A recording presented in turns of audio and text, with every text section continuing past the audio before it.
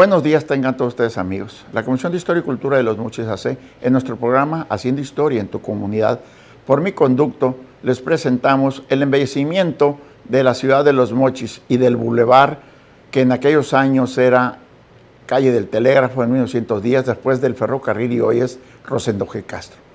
Agradecemos al personal de Megacable, José Yamil Alal Cepeda, jefe de Megacable, a Héctor Germán Soto Núñez, productor, Hugo Fernando Félix Verdugo, Carlos Noé Cepeda Zavala, Alfonso Ortega Sandoval, César Humberto Cruz Bisáis, camarógrafos, y al editor Miguel Antonio Campos Audeves, por toda la ayuda que nos prestan para este programa. Pero primero, ¿quién fue Rosendo Godoy Castro? ¿Quién no ha oído ese nombre en Sinaloa?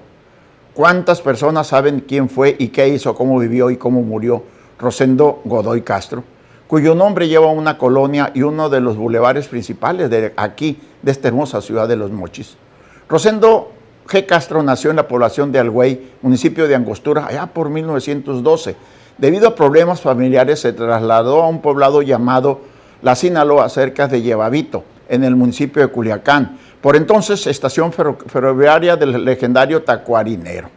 Rosendo Godoy Castro, joven aún, pero poseedor de un carácter firme y decidido, al defender a un hermano, tuvo problemas con la justicia, hubo de abandonar la Sinaloa yéndose a trabajar en la hacienda de Los Redo, en el Dorado, en donde permaneció hasta 1931. Lleno de inquietudes, con ansias de progresar, sintió que aquel espacio era demasiado estrecho para él, por lo que decidió abandonarlo para venirse a Los Mochis, para trabajar en labores de campo, estableciéndose en el campo número 8, conocido hoy como Ejido 9 de Diciembre.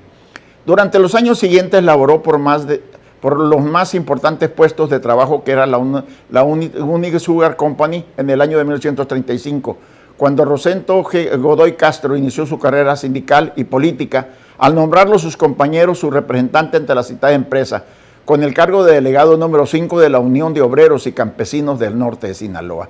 Luego, por el gran interés demostrado para ayudar a la clase trabajadora, fue invitado por sus compañeros Carlos Ramón García Ceseña a formar parte de una planilla en el comité directivo de la Unión Sindical, de la cual formó parte también Aureliano Rivera Urías. La planilla triunfó por mayoría de votos, quedando Rosendo Godoy Castro en el lugar de secretario de conflictos, junto con los líderes mencionados. Integró una trilogía de trabajo que, con la fuerza y el respaldo que les dio la Unión, haciendo valer y respetar los derechos laborales de obreros y campesinos ante la Unique Sugar Company, dueña del ingenio, e igualmente ante el sector patronal del norte de Sinaloa, por las constantes violaciones al contrato colectivo de trabajo que ellos mismos habían conseguido que se firmara, siendo por cierto el primero en todo el norte de la entidad, y la actitud injusta y represiva de la compañía para con los trabajadores motivó que el comité organizara periódicamente mítines y paros en los campos y fábricas, de tal manera que gracias a esa presión se logró cambiar la negativa actitud de la compañía Unique Sugar Company, y dio paso al establecimiento de buenas relaciones laborales que se tradujeron en mejores condiciones para la clase trabajadora. Este tipo de intervenciones dieron la oportunidad a Castro de mostrar su capacidad innata para solucionar problemas laborales, cualidad que confirmó al cumplir varias comisiones en tal sentido. En 1936 fue distinguido con el puesto de asesor en los ingenios de El Dorado y Nabolato, luego representante obrero ante la Junta de Conciliación y Arbitraje. Más tarde desempeñó el cargo de secretario de Conflictos del Campo en el Comité Ejecutivo Nacional del Sindicato de Trabajadores de la Industria Azucarera, alcanzando posteriormente la Secretaría General de dicha organización.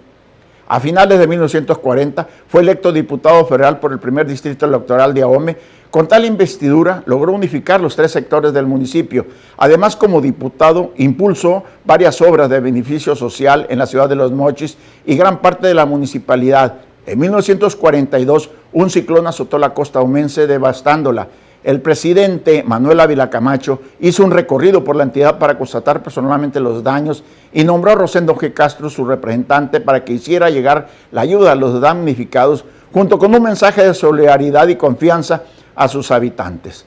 3 años más tarde asistió a un congreso obrero en Tamazula, Jalisco, al que fue invitado para coadyuvar o limar asperezas que se tenían entre los grupos políticos, ambos pertenecientes a la Central de Trabajadores Mexicanos. Al término del evento obreros, los asistentes salieron conformes y para festejar el éxito de la comisión se le invitó a una comida. Aceptó gustoso. Al entrar al local se le pidió que depositara su pistola, de la que nunca se separaba. Había cuenta que en esos tiempos era costumbre y orgullo portar armas de fuego. Se le aseguró que todos los invitados habían aceptado dejarle el arma en la prueba de que las discrepancias ya estaban terminadas y ya habían finiquitado. Ya en el interior de su lugar, su compañero Miguel Montaño inició una discusión con él a todas luces encaminada a provocarlo. Rosendo reaccionó inmediatamente, pero en ese momento Montaño sacó una pistola y lo acribilló. Existen varias versiones acerca del móvil del asesinato, pero hasta la fecha se desconocen las causas reales por las que murió uno de los líderes más capaces que ha dado Sinaloa en el campo del obrerismo. Ese fue Rosendo Godoy Castro, en cuyo honor y muy justamente llevan su nombre una colonia de uno de los principales bulevares de Los Mochis, ciudad que fue testigo de su calidad como dirigente y como político. Pero ahora, hablando ya del embellecimiento de la ciudad, continuamos con la arquitectura del paisaje o paisajismo, que consiste en un arte, una planificación, un diseño, un proyecto, una gestión, una conservación y una rehabilitación del espacio público, los espacios abiertos al suelo y al diseño de construcciones hechas por el hombre. El ámbito de la profesión incluye el dibujo arquitectónico, la planeación y el lugar, el desarrollo residencial, la restauración del medio ambiente y el urbanismo. El diseño urbano, la planeación de parques y de los espacios de recreación, la planificación regional y la conservación histórica. La historia de la arquitectura del paisaje está vinculada a la de la jardinería, sin confundirse con ella. Las dos disciplinas se ocupan de la composición de plantaciones y de adaptaciones exteriores. La jardinería más bien se interesa por los espacios públicos y privados, vallados, cercados, parques, jardines, etc. La arquitectura del paisaje se interesa por los espacios cercados o con vallas y por lo que están abiertos y sin ningún cerco o muro, las plazas, redes de parques, cinturones verdes, etc. Los romanos hacia la arquitectura del paisaje a una gran escala. Vitruv estableció sobre varios temas la planificación de la ciudad que interesaba hoy a los arquitectos paisajistas. Frederick Law Olmsted creó una serie de parques que siguen teniendo una profunda influencia sobre la práctica actual de la arquitectura del paisaje. Se puede citar el Central Park de Nueva York, el Prospect Park de Brooklyn, el Parc de Montreal y la red del Parque Emerson de Nackland en Boston. En la actualidad, el espíritu de innovación ofrece aún asombrosos resultados en el diseño de las vías públicas, de los parques y jardines. La obra de Martha Schultz en los Estados Unidos. La primera persona que debe hablar de hacer un paisaje fue José Addison en 1712. El término jardinero de paisajes fue inventado por William Stimson en 1754, pero el primer diseñador y profesional empleado fue Humphrey Repton en 1794. El término arquitectura del paisaje fue inventado por Gilbert Lane Mason en 1828 y se utilizó por primera vez como título profesional por Frederick Law Olmsted en 1863. La arquitectura del paisaje o paisajismo es un ámbito multidisciplinario que incluye arte, ciencia, matemáticas, tecnología, ingeniería, geografía, horticultura, ciencias sociales, política, historia, filosofía y de vez en cuando zoología. Las actividades de la arquitectura paisajista o paisaje van desde el diseño de los espacios abiertos y públicos de las ciudades, plazas, bulevares, la creación de parques públicos, vías paisajistas, hasta la planificación del lugar para edificios de oficina, corporativas, del diseño de barrios residenciales, el diseño de infraestructura civil y la gestión extensa de áreas naturales, a la rehabilitación de lugares desgraciadamente, como se ha visto, degradadas por las minas y los lugares de enterramiento de derechos. El alcance de las tareas profesionales a las cuales colaboraron los arquitectos paisajistas o paisajismos es muy extenso. Incluyen la planeación de la forma de escala y planear lugar de nueva evolución, el diseño civil y la infraestructura pública, la gestión de las aguas de superficie que incluyen los jardines de lluvia, los tejados vegetales o techos verdes, las cuentas de retenciones y las aguas pluviales, el diseño de lugares y campos para las instituciones, los parques, jardines botánicos, arrotantes, sendas de gran extensión, reservas naturales, la infraestructura recreativa como los terrenos de golf, los parques de atracción y los terrenos de deporte, las zonas de vivienda, los parques industriales y los desarrollos comerciales, las autopistas, las estructuras de transporte, los puentes y los pasillos de carreteras, En el diseño urbano, las plazas, las orillas de las vías peatonales, los aparamientos de superficie, los planes de los proyectos de renovación urbana de distintas amplitudes, los paisajes forestales, turísticos e históricos y los estudios de evaluación y conservación de jardines históricos. Los tanques, las represas, las centrales eléctricas, los proyectos industriales importantes, en particular en la industria primaria. Los estudios de impacto medioambiental y en los paisajes, los consejos en planeación y gestión de los suelos. Los desarrollos costeros y en el mar. El alcance de estas profesiones incluye el diseño arquitectónico. Un profesional en el campo de la arquitectura paisajista se lo denomina arquitecto paisajista.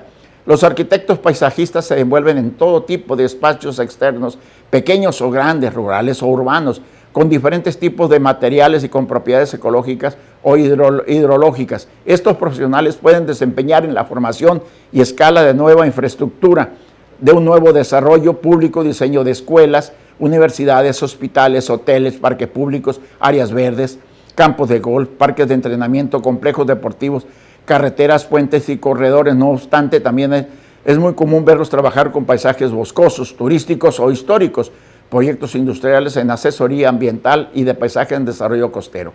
Los arquitectos paisajistas, al igual que en otros empleos, tienen la posibilidad de especializarse en diferentes campos, dependiendo de la preferencia y los gustos de cada profesión. Los diseñadores de paisajes incluyen aquellos que se encargan específicamente de jardines, diseñan todo tipo de áreas verdes, de planeación. Muchos ingenieros de paisaje trabajan en oficinas públicas de gobierno local, centrales, mientras que otras compañías de arquitectos de paisajes. Los profesionistas en la dirección de paisajes utilizan su conocimiento en plantas y en el medio ambiente para dar asesoría en el cuidado a largo plazo y el desarrollo del paisaje. Estos profesionales trabajan en horticultura, silvicultura y conservación natural y agricultura, entre otras cosas. Los profesionales en la ciencia del paisaje cuentan con conocimiento de la ciencia en el suelo hidrológico que nos dan esta vida. Todo esto nos hace ver a nosotros que la creación del uso urbano, rural o costero, por un lado, los diseñadores de jardines se invocan a diseños de nuevos jardines privados. De otra forma, algunas de estas especialidades que le llaman la atención o simplemente quieren formar parte del grupo de personas responsables de hacer un lugar muy bonito, como lo que es para nosotros todo lo que forma parte del Boulevard Rosendo G. Castro. Pero algo que estamos nosotros queriendo que recuerden nuestras autoridades. Es historia olvidada por nuestra autoridad del día 24 de octubre de 1916, cuando al pie del carro del ferrocarril Kansas City, México Oriente, murió fusilado por fuerzas federales Felipe El Misi Bachomo. Era originario de Charay, Sinaloa, y el día que fue fusilado tenía como Cristo 33 años de edad. Al paso del tiempo se fue erigiendo un altar con piedras amontonadas que usted está viendo, las fotografías, donde siempre había veladoras encendidas para el eterno descanso de su ánima. El día 13 de octubre de 1922, el señor don Ramón Aureliano Rivera Rojo fue administrador de la aduana en Topolobampo. Se le dio facultades para exhumar los restos de Felipe Bachomo. Su cadáver se lo llevaron los lloremes mayos de la región a un lugar secreto. Le dio permiso el señor presidente municipal Ramón López Castro para que lo hicieran. Todo esto fue un problema de la historia que ahorita nuestras autoridades lo están olvidando. También podríamos nosotros hablar del retiro de la glorieta en la Rosendo G. Castro y Antonio Rosales, así como los semáforos costaron cerca de 3 millones de pesos. Cada una de las 3 fases del embellecimiento del Boulevard Rosendo G. Castro costó poco más de 3 millones, en total fueron 9 millones. Para cualquier duda o corrección, llámeme a mi celular 6681-433618 o a mi correo electrónico ernesto-gatica@hotmail.com.